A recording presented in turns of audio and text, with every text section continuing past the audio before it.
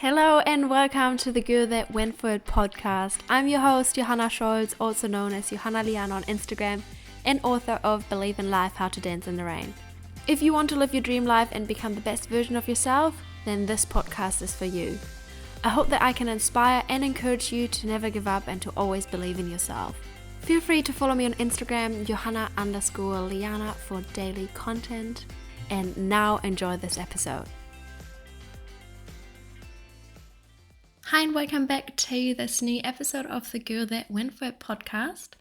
In today's episode, I'm interviewing my friend Rachel. She's a photographer from Hawke's Bay. I'm going to take her Instagram and website in the show notes if you want to check her out. And I met Rachel 2019. I was looking for a photographer to take photos for my Instagram, and it's kind of how we met. And then I started playing football with her and we became friends, and I also did style photo shoots with her.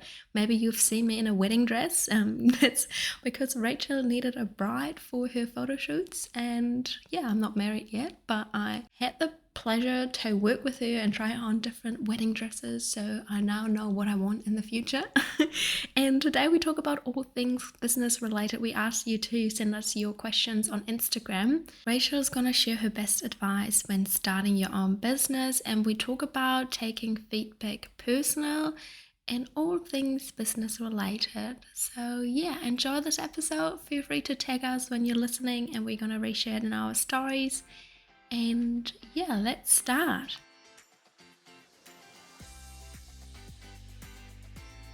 Welcome, Rachel, to my podcast. Nice to have you here today. Maybe you start with introducing yourself. My name is Rachel from Rachel Burt Photography, and I take photos. Yeah, and you recently rebranded your brand, your business a little bit, and on your website I read that one of the things you're doing now, or you did before probably as well, but focus on more now, is visual storytelling.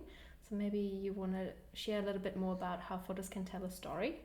Yeah, so for a while I was doing lots of just like product photo shoots, which I just found incredibly boring. They were just taking photos of people products, which I know the businesses, they love their products, and that's kind of what they wanted to showcase, but I wanted to kind of create content for the business owners themselves rather than their products. So like I'm still doing quite a lot of branding work, as in personal branding, and creating content using stop motion images, incorporating like a little bit of movement and telling a story through those images rather than just a photo of, your product sitting in a white room on a white table. Awesome. And I'm quite happy, or like I feel really honored when I'm in your branded photo shoots, or like your not branded photo shoot, what is that? Style shoots, yeah. So they're perfect examples. They are like a collaboration of some of Hawke's Bay's finest vendors, and it's a chance for everyone to get creative. And I'm honoured to be able to capture kind of what they can do. Like the last one we did for Valentine's Day, like the floral setup was amazing, and like capturing things like the hair. Like you can tell a story with images, like through movement and capturing, like the Valentine's one, we did heaps of like really close-up photos of the makeup, which I thought was really cool, because for Josie that meant, we can showcase the detail that goes into the lipstick, for example. Like, yeah, definitely. Yeah. And I think what's really cool as well, what you do, like when you do those style photo shoots, so you get all the Hawke's Bay businesses together, and so they can get to know each other. Maybe they follow each other on Instagram, and then they can meet, and especially when it's like wedding related, like they all kind of work together, or maybe they're at the same wedding but they haven't met, for example. That's really cool. All right, let's maybe one thing I want to mention here. So Rachel was actually the one that got me into my gel as social media, because she pushed me a little bit out of my comfort zone, and I think it must have been 2020, or that's like 3 years ago, but early 2020. So long ago. Yeah, she said we're gonna do a special with Instagram, because like, I don't know, it was just really nice because she knows a lot of people here in Hawke's Bay, and I was quite new, and then we did like a special with Instagram. So I did like Instagram advice, and she did the photos, which was really nice. So yeah, she's kind of the reason with that I now do this, pushing me out of my comfort zone. And we met through social media. Yeah. We did a little styled shoot. Yeah, true. Like, oh my god, that was 2019, I think. Yeah. Yeah, that's when I met you. Yeah. Time, like, that's almost 4 years. I know. Crazy. Time flies. Okay, let's move on to the Instagram questions. So the first question is, what got you into photography? My little girl Elliot got me into photography. So I never touched a camera. I never even thought of it. My little sister was actually like the artist of the family. I was always the sporty one.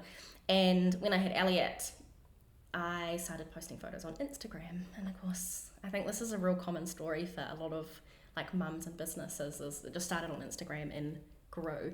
So I started, taking Elliot out for these little photo shoots. And I won like a stuff summer photo competition, which it was done on votes, and I just asked everyone I knew to vote for me, so it was not done on any type of skill level. And I won and got my first camera, and I was actually the other day showing someone the first photo shoot I took on that camera, and I thought, like, this is the best photo shoot in the world. I am so good. Now looking back at it, I am mortified that I still got it on my Instagram page. I haven't deleted purposely, so I can be like, this is where I started. I was once really shit too. Yeah, that's so good to see how because you spend a lot of time learning new skills, how to edit photos, how to take photos. Like, honestly, I had like a camera when I think I wanted to get into photography, but I think I was just not patient enough to learn all the settings on my camera, because there's so much to learn, so much you can do, like how you do like the stop motion and whatnot. I don't even know all the words. It's a lot you put into, like, a lot of time to learn. Yeah. And I mean, the only way you learn really is by doing. And trial by error. Like, if people saw, the little shoots I've done that just have not worked out, but you've been like, cool, I know what to do next time. But yeah, so through Instagram, and then people started messaging me saying, oh, can you take my family photos? And I think the first family photo shoot I did, I charged $50, and I think I delivered like 400 photos. You learn from that. Yeah. And did you edit them all? Oh yeah, I edited them all. Oh wow, that must have taken so much. And because you're new, so it was so slow. And again, I thought they were the best photos in the world. And and then when I started getting more and more bookings and my Instagram started growing, I was like, should I better actually go and, make that get a diploma or something to show what it was. So I went and got a diploma, the Institute of Photography, which was great. I personally think it wasn't a waste of money. I definitely learned stuff, but I don't think it was anything I couldn't have learned. You can learn so much online. And it has honestly just grown. I can put Instagram down to my success for my business. It was just all through Instagram. Awesome. Yeah, Instagram is so powerful when you want to get because when people would look up, what is it, search engine optimization, when they look up photographer Hawke's Bay, they probably would find you. But then again, when you started your business, how would you know to show up on to make your website? Yeah, or like you probably would have grammar. You probably would put money into it, or so I did that. So I'm quite like, business savvy. So I knew from the get-go, as soon as I made the decision to go full-time, I was like, cool, I actually need to invest in a good website, which is something that I did. I know lots of other people who haven't done that, but that was really successful for me. So I spent a lot of money on my website, and wedding wise, that really, really helped. For family and stuff, I still get inquiries through my website, mainly weddings, but majority of them is, again, it's just Instagram. A little DM or email saying, I saw you did such and such photos, or amazing. I feel like then it's probably easier, or do you find it easier when they email you, or when oh my god, do not DM me. Because it can just I'm sure everyone right? I see says that, like, please don't DM me. But it's really bad, because I know personally I will DM someone. Yeah. And I always think, I hate this. So I try and email people when I can. Yeah. But then again, the other side to that is I really like that the people who follow me and my clients, they feel comfortable enough that we're friends, that they can just flick me a message. Yeah, that's good. Yeah. Which it does get lost, and it gets lost not because I have lots of messages, but as you know, every time you get tagged or mentioned, you get a DM. Yeah. As a photographer, it happens lots. So I don't get lots of messages. It's just it gets lost. Yeah. So email a million times better, but it's also really nice that people.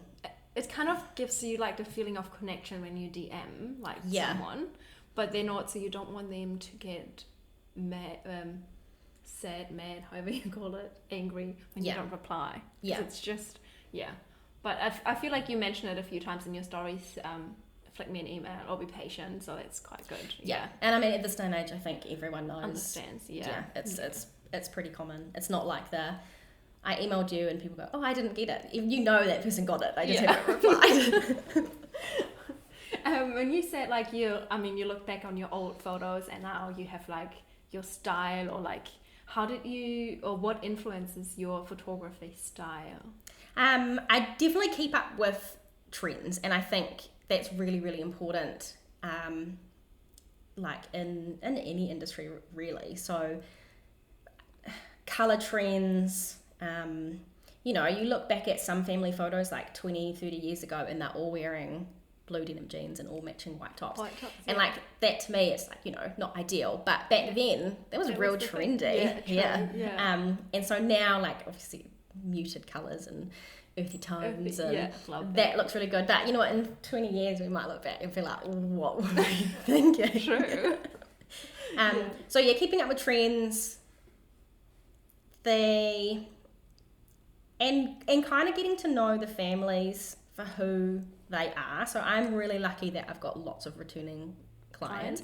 Not even families, business, and kind of getting to know them and what they are. Like I've got a couple of clients, they're not dressy girls. I'm not going to put them in a nice flowy olive green dress. They want to wear, Doc Martens and their ripped blue jeans and so getting to know your families.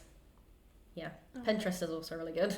I still have Pinterest boards from our first photo shoot and stuff together. I saw the other day, like Rachel photos or photos Rachel. Oh, that's good. Then another question is taking feedback to personal. Any tips? It's really hard not to take. Because it's your work. It's your work, I'm really lucky where I'm in an industry where my work is all over my website, it's all on my Instagram, so people know what they're going to get. It's not like they're going to book me and get something else. It's really hard. People don't understand, like lighting is a real big one. That's probably, from a photographer's point of view, that's the only thing I think I've ever had people complain about, is they're like, they want that golden light and they want what they see on my Instagram, yet they want to book a photo session at 12 p.m. and it's like the sun is above you, the light's terrible, you're not going to get that lighting.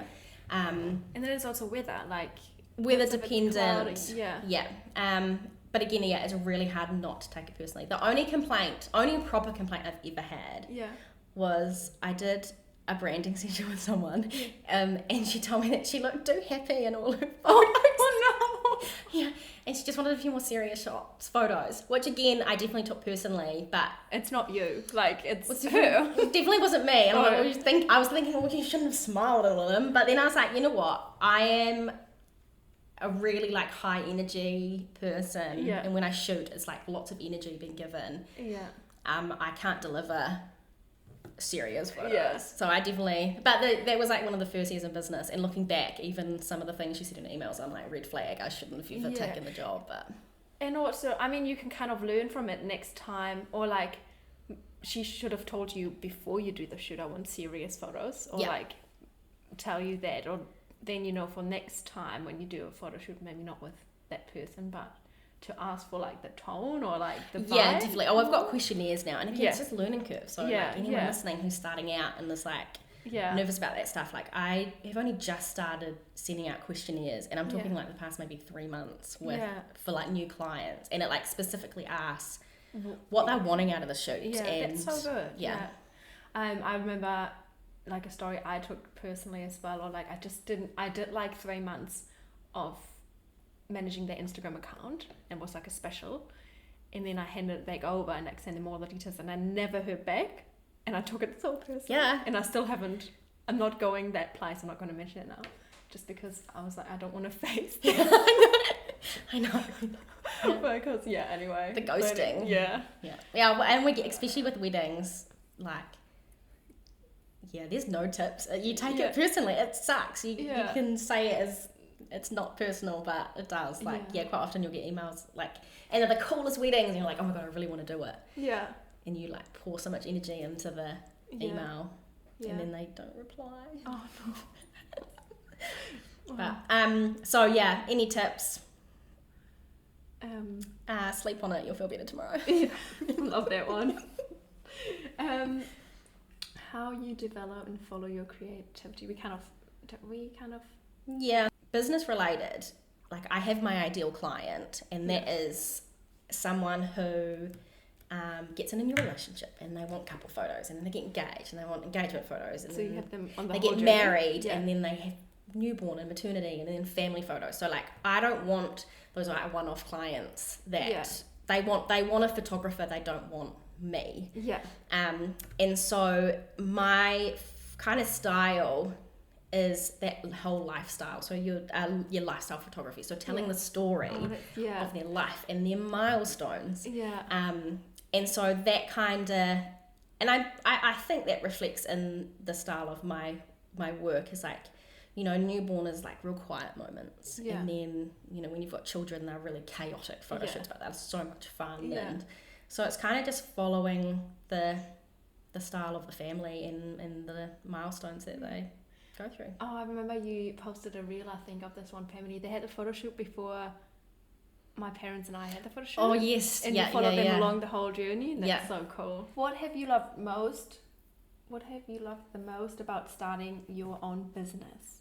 Not having to answer to anyone. I am genuinely unemployable now. I don't think we talked about this, anyone would hire me. Like, so when the cyclone hit, I lost a lot of work for a lot of weddings. Unfortunately, were postponed because we lost so many venues, which was just devastating.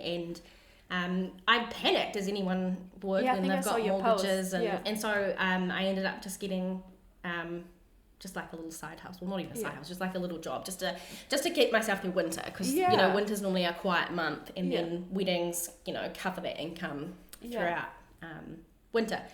And so anyway, so I was going through Seek and Trade Me on the jobs, and then I was just like, I don't want to work 9 to 5. And what happens if, Johanna messages me and she's like, hey, do you want to go for lunch? I'm like, can I choose my own hours? They're going to change throughout the week. I want to be able to grab a coffee when I have a coffee. And if I don't feel like working today, I'm just not going to. And I also don't want to tell you about it, because I'm used to just being my own boss.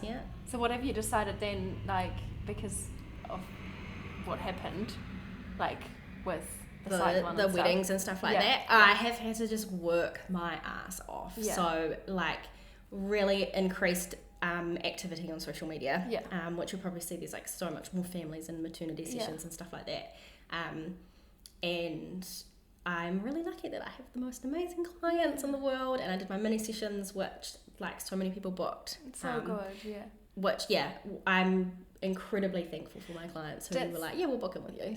So good, because that's like something like that was so unpredictable, like the cyclone, like what happened. Okay, that was our episode for today, but we're gonna record another one about imposter syndrome, boundaries, and comfort zone, stepping out of your comfort zone. So thank you, Rachel, for joining today. Thanks for having me. And thanks for listening, and I'll see you in the next episode. Well, that does it for this episode. Thank you guys so much for listening and tuning in today. If you like this episode and don't want to miss any new ones, make sure you hit the subscribe button.